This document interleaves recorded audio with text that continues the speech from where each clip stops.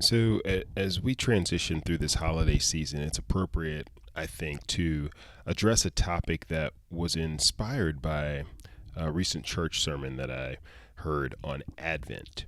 And if you look at the origin of the word Advent, it stems from two Latin words, ad and venire, which is literally translated as to come. And the point of the sermon I'm referring to drew the connection between the Advent and the concept of waiting and of patience. So let me hit this briefly since we're in the Advent season. And as we look toward the new year with hope and ambition and expectation and waiting in our healthy living efforts.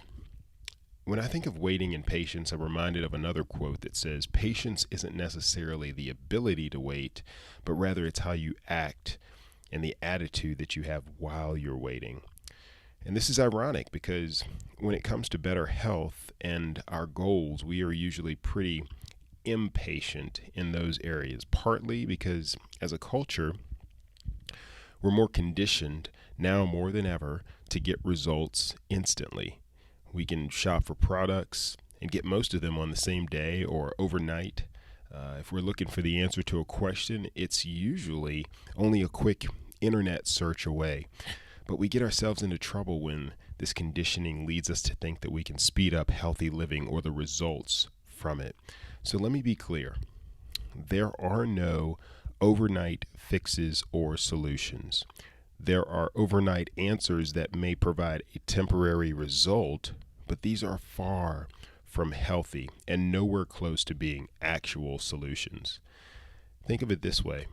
If you've accumulated excess weight over time, then why would we expect to lose it overnight?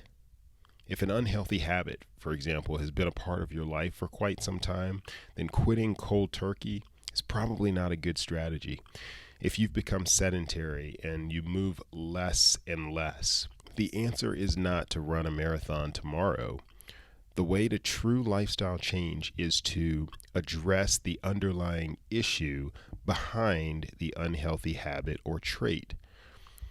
And that can only be done through consistency over time.